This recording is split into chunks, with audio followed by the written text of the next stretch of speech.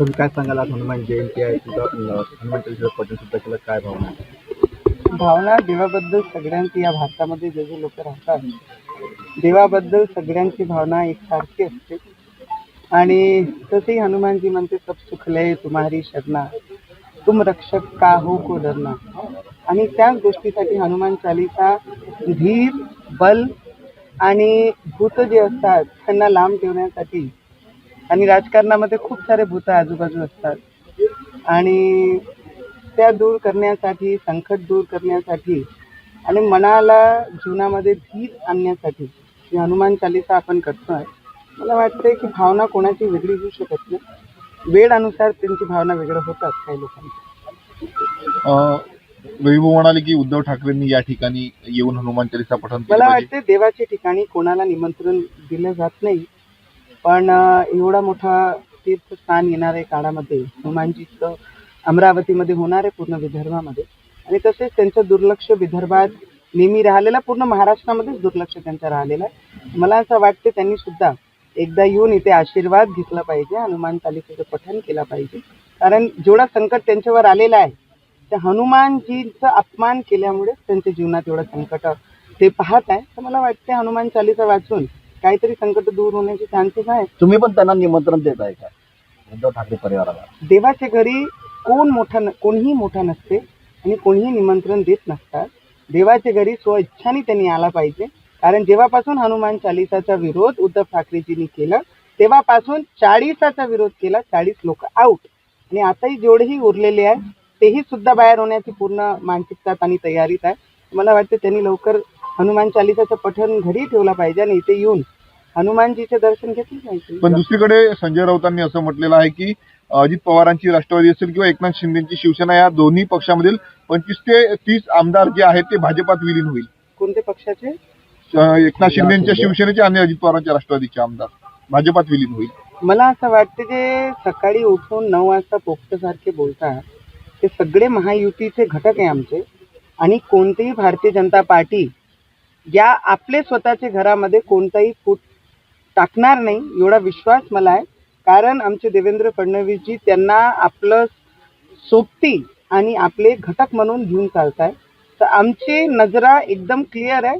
फूट टाकण्याचा प्रयत्न ह्या पोपटांनी करू नये एवढीच त्यांना मी विनंती करतो. तरी नाशिक मधलं प्रकरण मोठ्या प्रमाणावर गाजत आहेत. भोंदूबाबा अशोक खरात, तर त्या प्रकरणात रुपाली चाकणकरांचा देखील आता राजीनामा झालेला आहे. त्यांची चौकशी करावी, अटक करू अशी मागणी जे विरोधक करतायत, सुषमा अंधारेंनी कसं पाहता?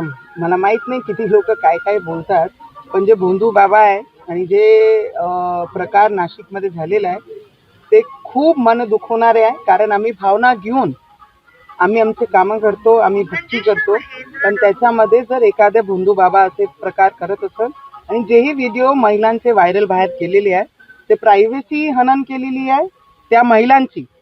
ते भोंदू बाबाला तर मला वाटते चौऱ्यावर आणून त्याला फाशी दिली पाहिजे. त्यापेक्षा कमी सजा ते डिझर्व नाही करत.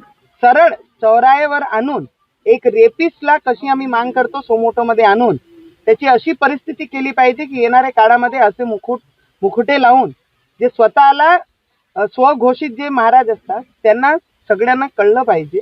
आणि आमची भावना महिलांची या देशामध्ये आणि या राज्यामध्ये ज्यांनी दुखवलेली आहे त्यांना सजा 100% झाली पाहिजे. राज्यसभेच्या निवडणुकीनंतर अनेक तुमची स्टेटस आहे ती नाराजी दर्शवणारी होती, नेमकी नाराजी कोणावर होती? मला असं वाटतं की तुम्ही माझे स्टेटस जे मी पर्सनल माझे स्टेटस टाकते ते तुम्ही बातम्यांमध्ये घेता. कधी कधी नाराजगी जे असतात जरुरी नाही आहे की ते स्टेटसवर टाकूनच नाराजगी असते.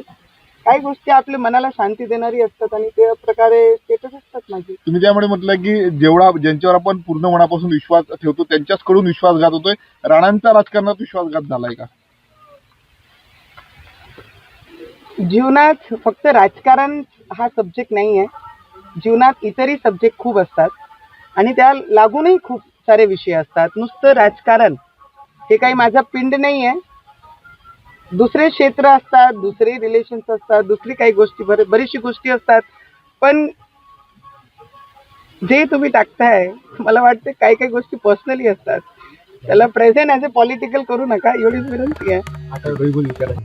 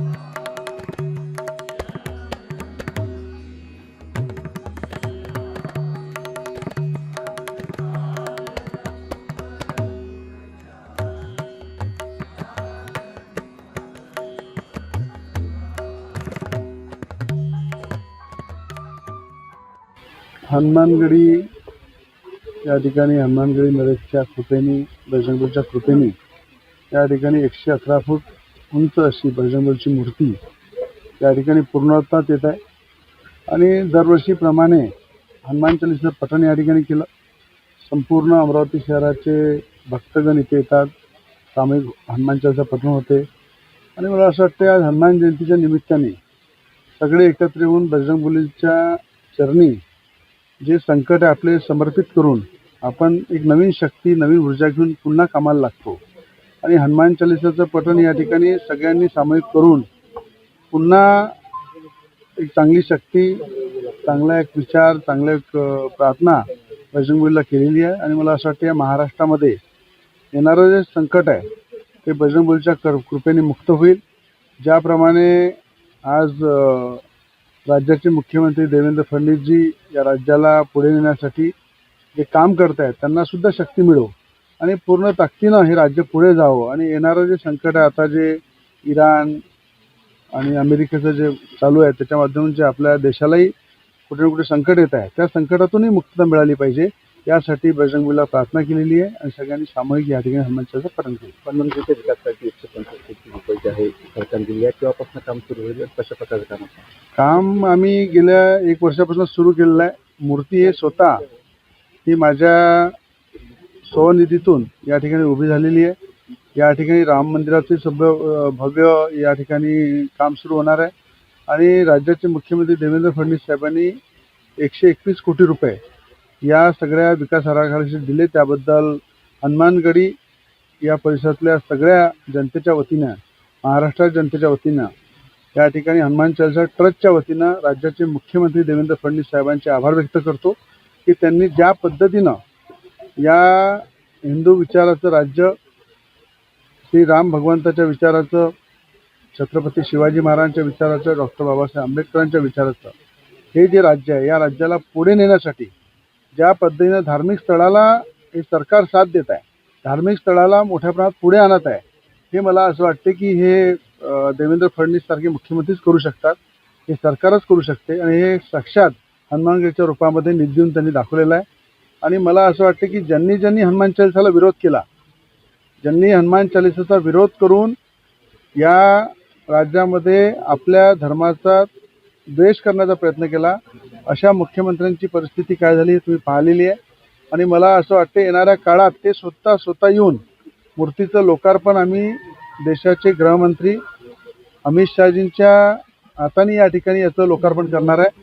याची पूर्ण या ठिकाणी हनुमानगडी या परिसरामध्ये राम मंदिर आणि हनुमानगडीचं उद्घाटन करणार आहे देशाचे गृहमंत्री अमित शहांच्या हाताने आणि त्या प्रसंगी देशातील जेवढे साधू संत आहे त्या संतांच्या उपस्थितीत हा कार्यक्रम होईल आणि त्याची जंक्य तयारी या ठिकाणी जोरात या कामाच्या बद्दल सुरू आहे.